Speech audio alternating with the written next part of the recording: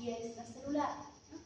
Y también por alteraciones a nivel citoplasmático, como sea disminución del ATP. ¿Cuál es el organelo que se encarga de la producción del ATP? Las mitocondrias, ¿no?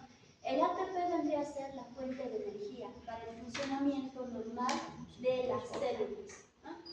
También en la lesión celular reversible se va a observar alteración en las concentraciones de iones y agua, ¿no? ¿A qué me refiero? Que va a estar alterado la bomba de sodio y potasio, ¿no? Es decir, va a ingresar mayor cantidad de sodio y va a salir potasio, ¿no? Y cuando ingresa el sodio a la célula, ¿qué arrastra consigo? El agua, ¿no? Y es por eso que se produce el edema celular. Estas alteraciones se van a ver en los organelos y en el citoesqueleto. Es decir, que cuando hay una lesión celular, no solamente daña un organelo, puede dañar múltiples organelos. Puede estar dañado la membrana celular, las mitocondrias, los lisosomas, etcétera, ¿no? Al igual que un agotamiento del ATP. Entonces, tenemos que la muerte celular se produce a consecuencia de lesiones graves, ¿no? Lesiones de gran intensidad, ¿no? Una isquemia en el corazón, si ha ocluido un vaso que irriga un sector importante y lo ha ocluido de forma total, puede producir de forma abrupta una muerte celular por hipoxia, ¿no? Es un ejemplo. La muerte celular se divide en dos tipos, en necrosis y en apoptosis. La apoptosis está relacionada con las funciones normales de la célula. Incluso una célula envejecida puede sufrir una apoptosis, ¿no? Mayormente la apoptosis se relaciona con procesos fisiológicos normales y la necrosis con procesos patológicos, ¿no? Con alteraciones patológicas. Entonces, ante una privación de oxígeno, por ejemplo, en una isquemia, ¿qué es lo que se produce? Disminución de las cantidades de oxígeno, eso se traduce en hipoxia, ¿no? ¿Cuáles son las causas de hipoxia que provocan lesión celular? Puede ser por una secundaria una isquemia, secundaria una falla cardiorrespiratoria, cualquier enfermedad que altere la función normal del tejido cardíaco, la función normal del corazón y del aparato respiratorio, va a condicionar a un estado de hipoxia, ¿no? Reducción de la capacidad de oxigenación de la sangre, como sucede en la anemia. Anemias agudas sobre todo, porque las crónicas tienden a compensar este estado de alteración. En cambio, en las agudas hay una deficiencia de oxígeno, ¿no? ¿Por falta de qué? Puede ser por eliminación prematura de los glóbulos rojos, en los casos de hemólisis, o puede ser que una anemia secundaria a hemorragia aguda, que la médula ósea no puede llegar a compensar esta pérdida. Y la intoxicación por monóxido de carbono también conduce a un estado de hipoxia. Y las hemorragias severas, ¿no? Todas estas causas que conducen a un estado de hipoxia van a provocar lesión en la célula, que vamos a ver a continuación los tipos de lesiones a detalle. Otras causas de lesión celular, ¿por qué puede producir una lesión celular? Agentes físicos, traumatismos mecánicos, temperaturas extremas. Estar en un frío extremo o en calor extremo también produce lesión celular. O pacientes que han sufrido quemaduras, cambios súbitos en la presión atmosférica, secundario a radiación ionizante, a choques eléctricos, descargas eléctricas, por agentes químicos y fármacos, ¿no? Concentración de sustancias hipertónicas, incremento de sal, ¿no? Eso se refiere a los estados hiperosmolares, ¿no? O incremento de glucemia. En los pacientes con diabetes descompensada pueden desencadenar lesiones por incremento de glucosa en la sangre.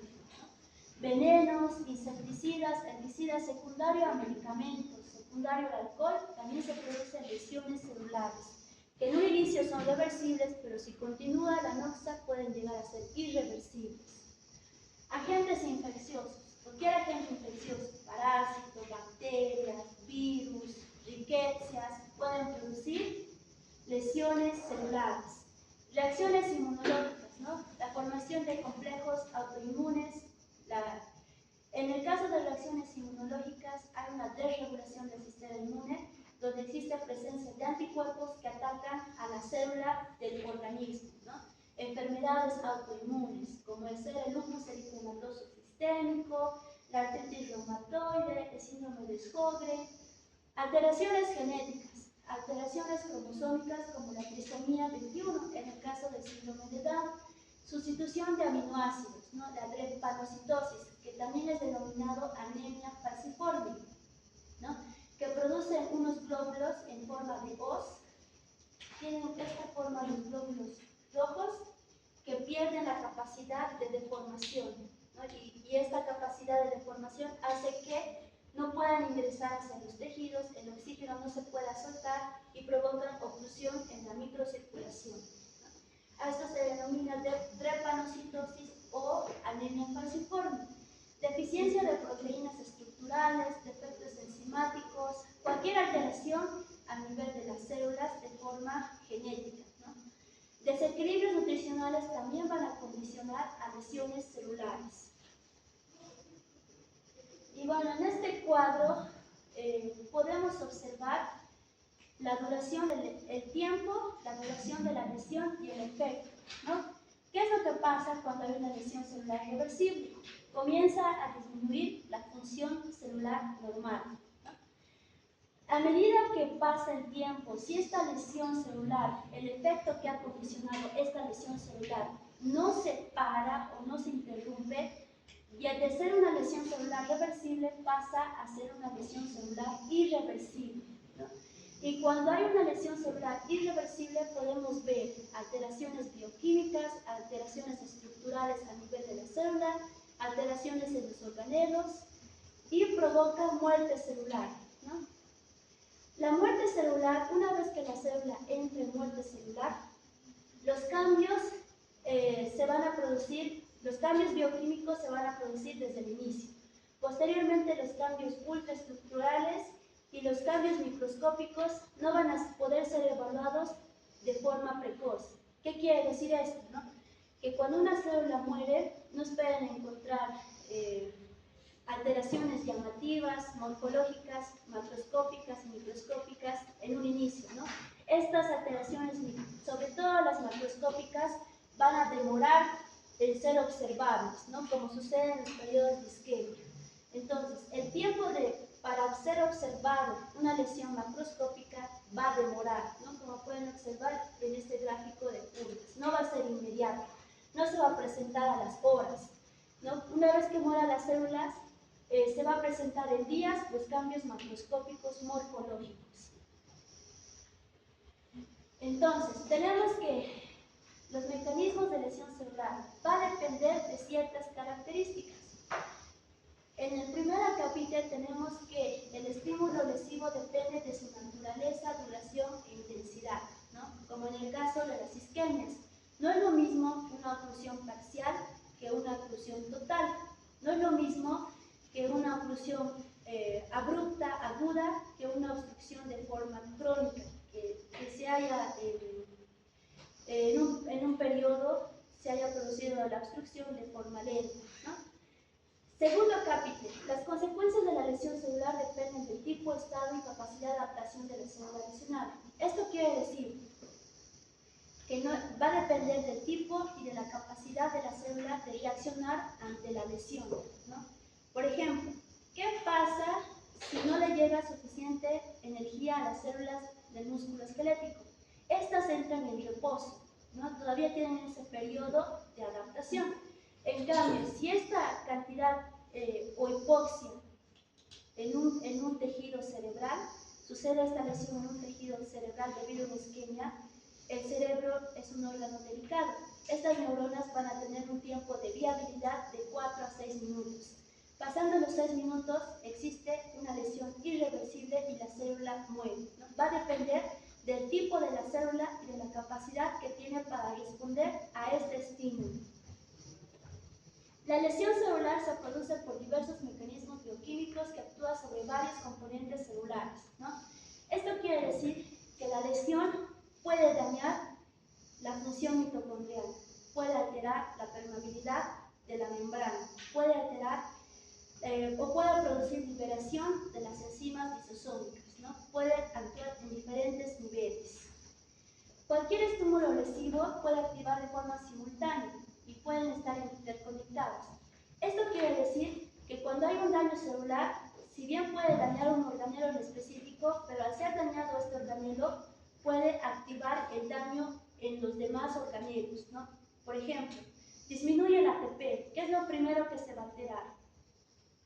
Si disminuye el ATP, ¿qué es lo que se altera? Exactamente, ¿no? Disminuye, altera la función mitocondrial, genera más disminución del ATP y su compañero dice disminución de la síntesis de proteínas. ¿Dónde se producen las proteínas? En el retículo endoplásmico, ¿no? Entonces, para que este retículo endoplásmico funcione, ¿qué necesita? ATP. Entonces, esto quiere decir que la disminución del ATP va a afectar en forma global a la célula y no solamente a un organelo en específico, ¿no? Igual, las membranas plasmáticas, las membranas celulares necesitan para un buen funcionamiento de la bomba sodio y potasio energía. Si no existe esta energía, va a dejar de funcionar esta bomba, ¿no? A eso se refiere el último acá. Entonces, tenemos la depresión del ATP. Como pueden ver, la depresión del ATP, la disminución de la energía, es fundamental. Todo el organismo funciona a través de energía, ¿no? ¿Qué pasa si disminuye el ATP? Se va a alterar lo que ya les he comentado, la bomba sodio y potasio. ¿Y qué pasa si se altera esta bomba sodio y potasio?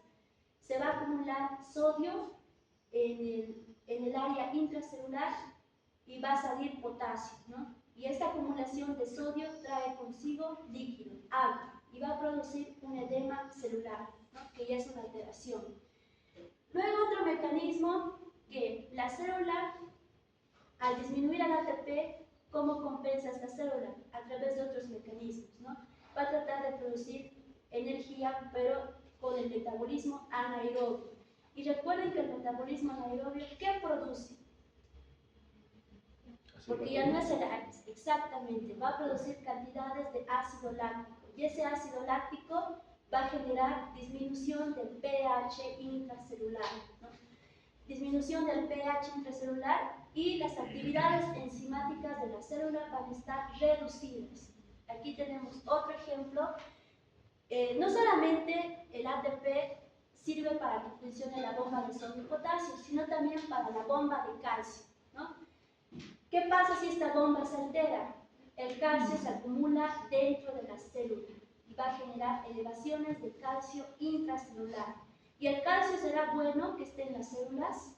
No, es malo, ¿no? Normalmente en una célula normal, fisiológicamente normal, existen cantidades de calcio, pero en cantidades mínimas. ¿Y dónde se ubica el calcio en la célula normalmente?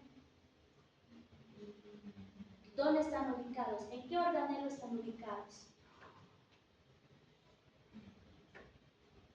En las mitocondrias y en el retículo endoplasmático, ¿no? Pero al estar dañado la mitocondria, libera calcio hacia el citoplasma. Y recuerden que la permeabilidad de la membrana celular también va a estar alterada y va a ingresar calcio ¿de dónde? De afuera, de líquido extracelular hacia la célula, incrementando el calcio intracelular, ¿no? Y este calcio intracelular, ¿por qué es malo que se acumule en la célula? Porque va a activar, ¿qué activa el calcio?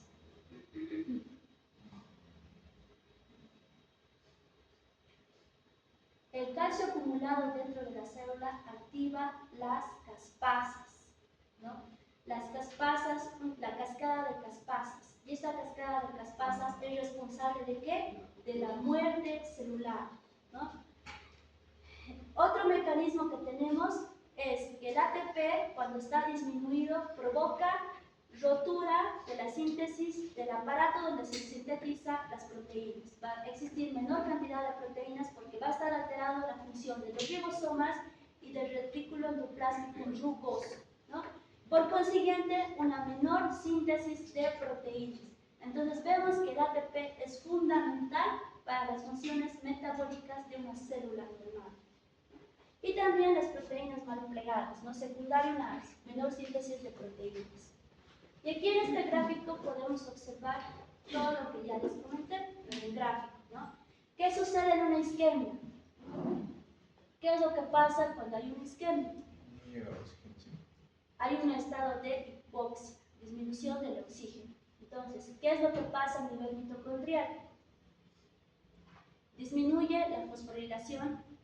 ¿Cuál? La oxidativa, ¿no? Es decir, el metabolismo aeróbico está disminuyendo. Y por consiguiente disminuye la cantidad de ATP. ¿Y qué es lo que ocasiona esta disminución del ATP? Altera la bomba de sodio, aumenta el flujo de entrada de calcio, de agua y de sodio, aumenta el flujo de salida de potasio. Y estos trastornos en el metabolismo, en el funcionamiento de la bomba, ¿qué es lo que ocasiona? Edema en los organelos, ¿no? Y también pérdida de las microvellosidades, es decir, bulas, ¿no? Que esto es un hallazgo más que todo patológico, es por este hallazgo que se dan cuenta que la célula ya está en un estado de lesión irreversible, ¿no? Y cuando disminuye el ATP, incrementa ¿qué? La glucólisis anaeróbica, con incremento del ácido láctico, disminución del glucógeno y disminución del pH celular. La disminución del pH celular hace que la cromatina se condense, ¿no? Y la separación de los ribosomas, alteración en la síntesis de proteínas, ¿no? Y esta disminución de la síntesis de proteínas hace que aumenten los depósitos de lípido intracelular, que se los va a observar microscópicamente como vacuolas. Entonces, es muy importante conocer el tipo de lesión que se va a producir a consecuencia de las lesiones de tipo irreversible. Reversible inicialmente, luego irreversible, ¿no? La función de la mitocondria es aportar energía a través del ATP, que va a ser partícipe esta disminución en lesiones celulares y muerte celular. Hablando exclusivamente, el otro mecanismo es la disminución del ATP. Ahora vamos a ver cómo se altera la función mitocondrial. Sabemos que la función mitocondrial alterada va a originar disminución del ATP, pero exclusivamente hablando de la mitocondria, podemos encontrar fallos en la permeabilidad de la mitocondria, ¿no? La mitocondria también tiene una membrana y esta membrana comienza a fallar, volviéndose más permeable, ¿no? Presentando poros, canales en la membrana. Este aumento de la permeabilidad de la membrana